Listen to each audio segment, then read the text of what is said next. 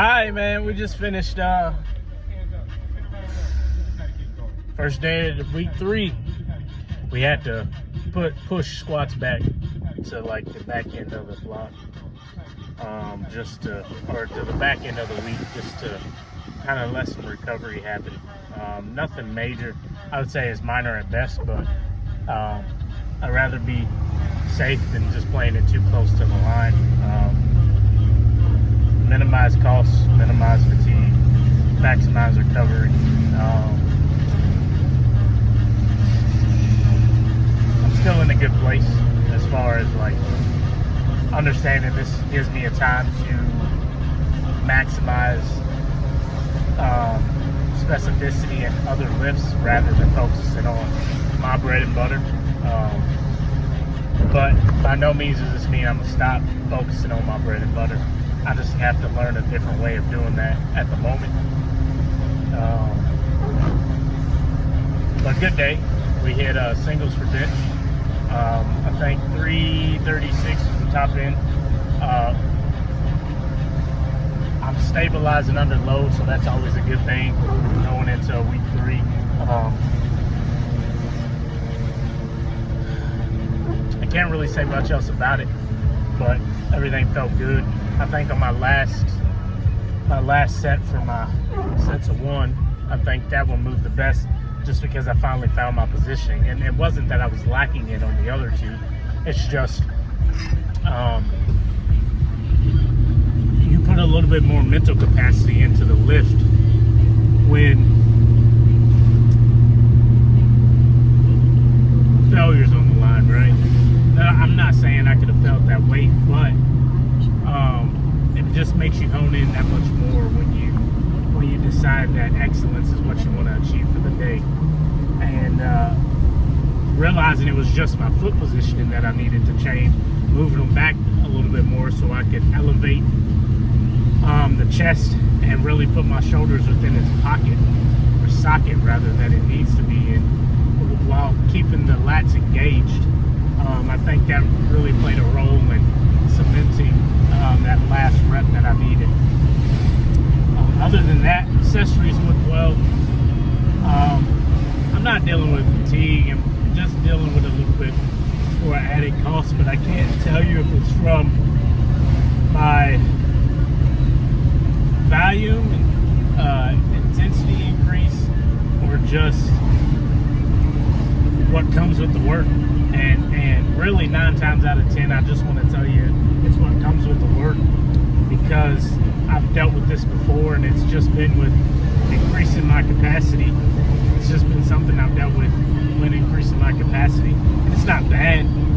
It's just something to work around and allow your body that window of recovery that'll help.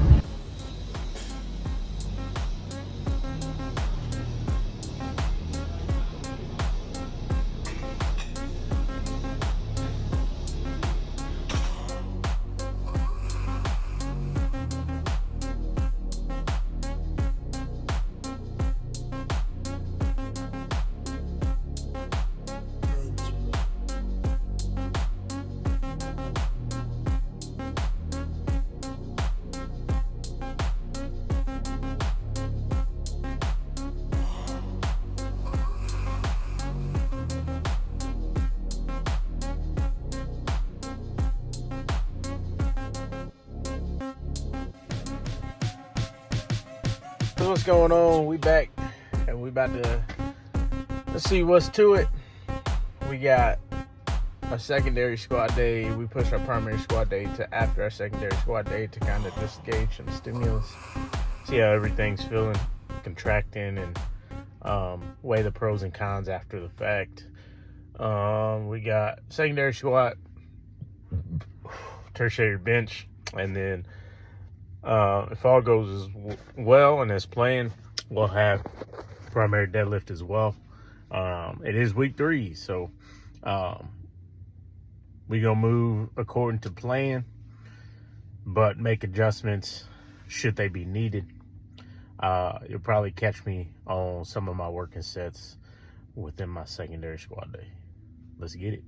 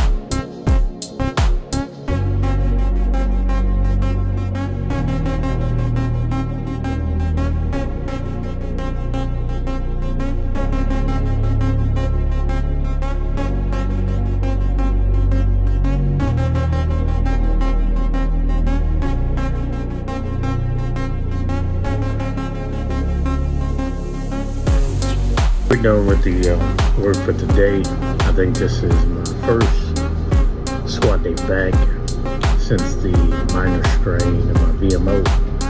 We had a fairly good day. No pain, no tightness. Probably a low 1, 0.5 to 1 out of 10. So that's a very good sign. Didn't load up too much. I think we capped it at 162 for tempo reps.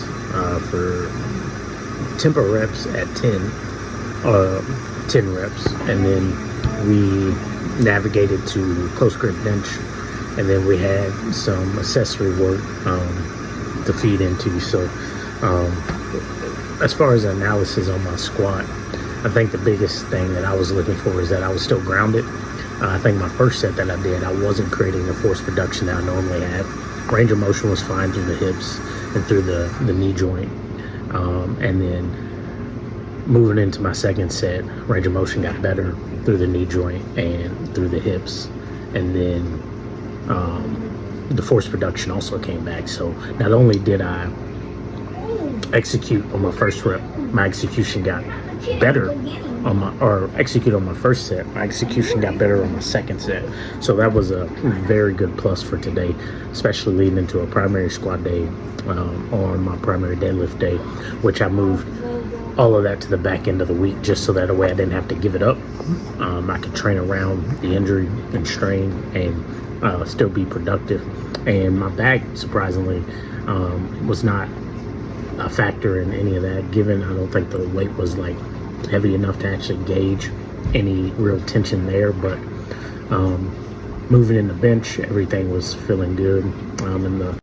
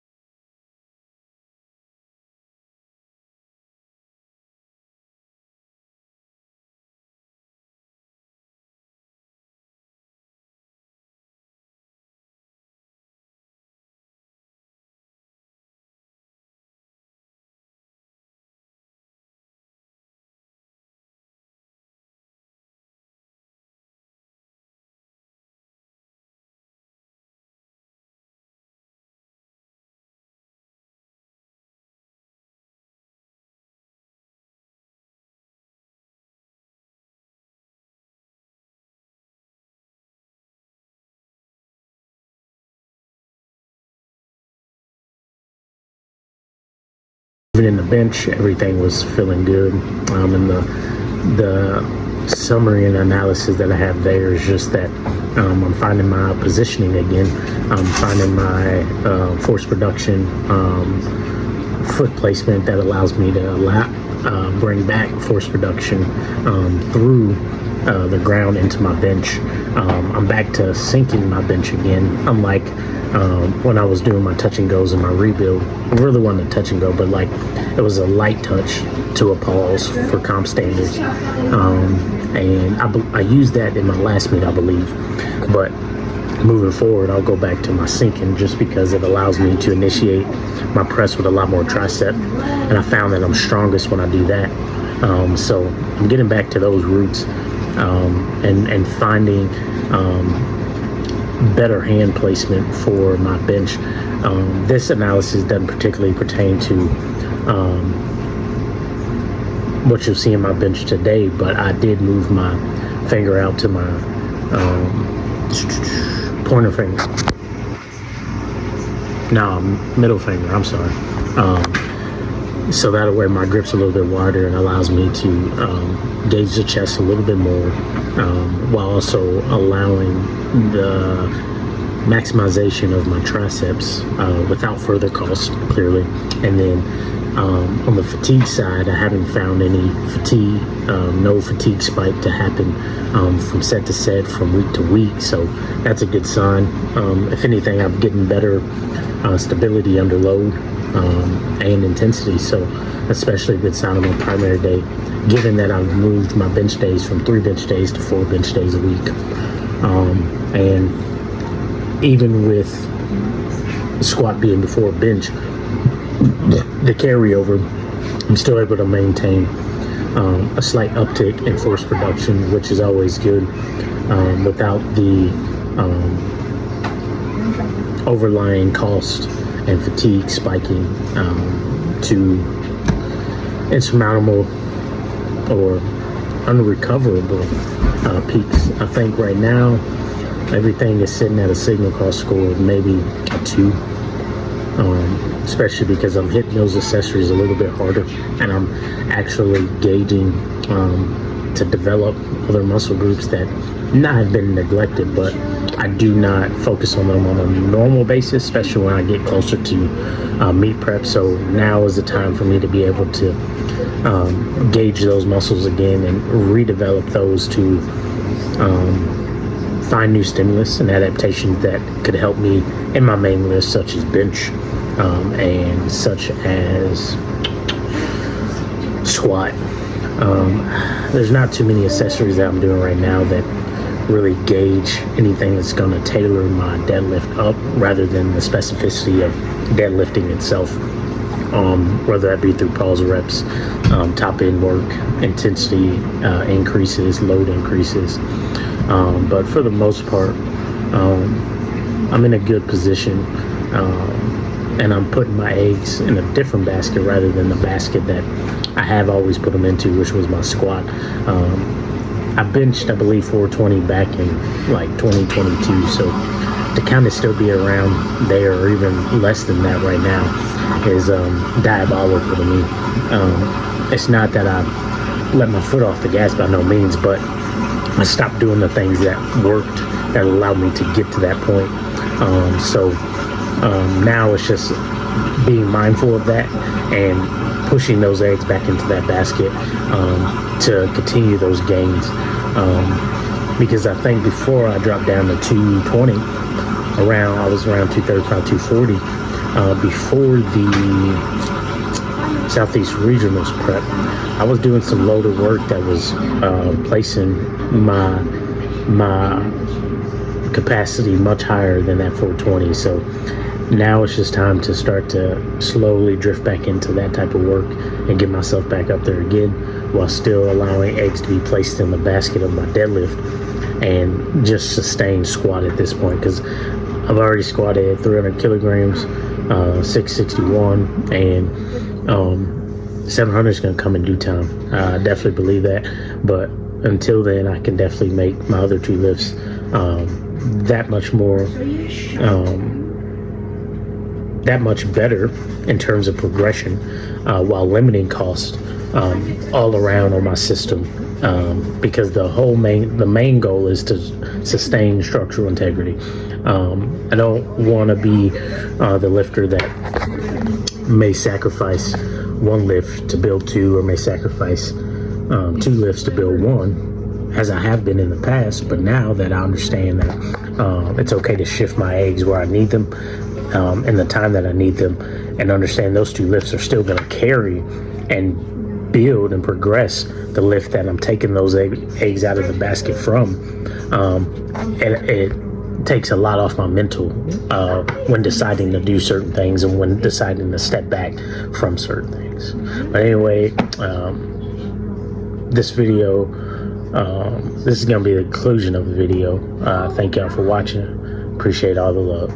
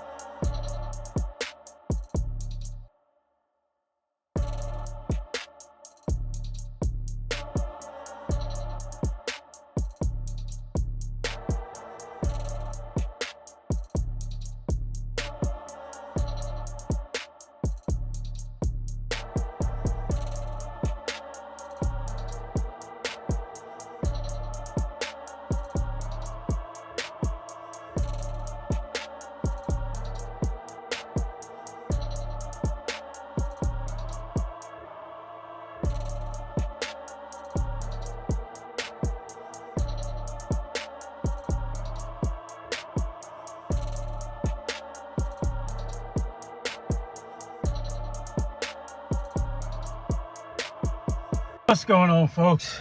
We at the end of the week 3.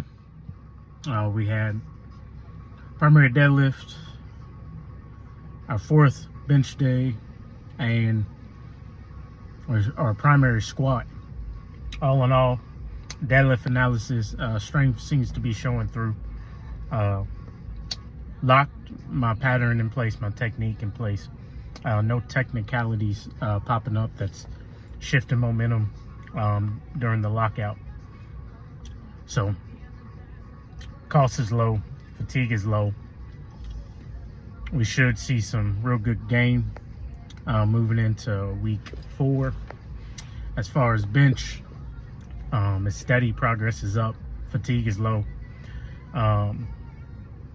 Structure integrity is holding together in both deadlift and bench. I think they're actually running ahead of schedule in terms of recovery and progression.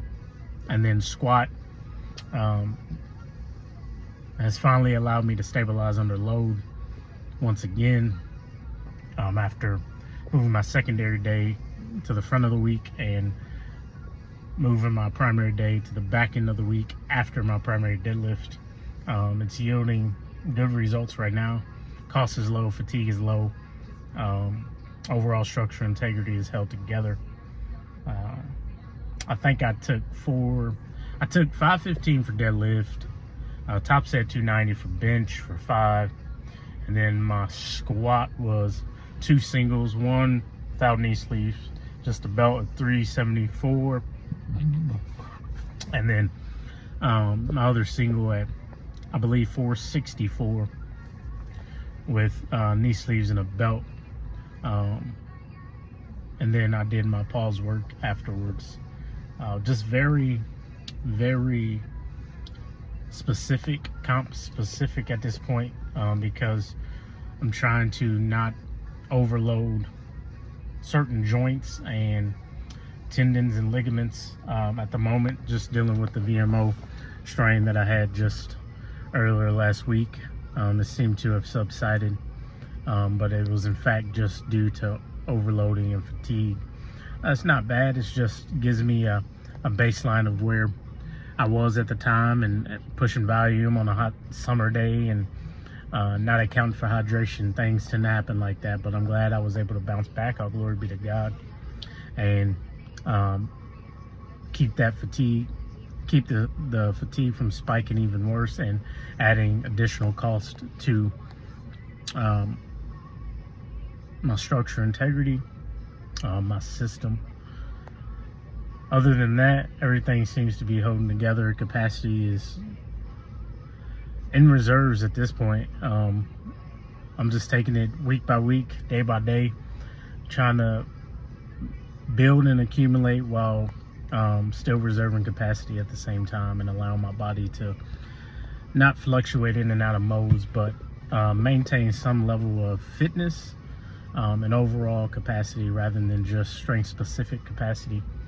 And I think that's been the best outcome and return on investment for me, which also minimizes my costs, just because my body is ready, more ready, having done overall general fitness and building that capacity back up, than just focusing on strength capacity. So when I say overall fitness and overall capacity, I'm meaning muscular endurance, I'm meaning cardiovascular, I'm meaning strength, mental, all those things that tie in together to kind of just build the general well-being and health of an individual. So I haven't really gotten out of the mode of powerlifting, no, by no means, but I understand that there's just more avenues that take shape and take place as you continue to develop an art and a skill like what powerlifting has become.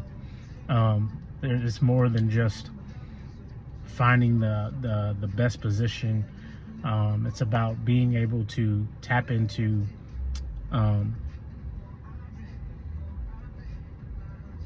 added adaptations that you do outside of those main 3 core lifts. And I think, I wouldn't say I finally realized that, but I've finally decided to start taking that added risk. And I wouldn't say it's much of a risk, but added investment, I guess, to down the road reduce my costs when it comes to the big 3 lifts, because I'll be recruiting more muscles, more muscle fibers. I'll be recruiting more just general capacity, not just strength specific, but endurance and cardiovascular all play a role. So all in all, I think I had a great day. It's going to be a great week, has been a great week. All glory be to God, and continue to allow your light to shine, and understand that gives others permission to let their light shine as well. Thanks for watching. Continue to like, comment, share if you can. Appreciate the love.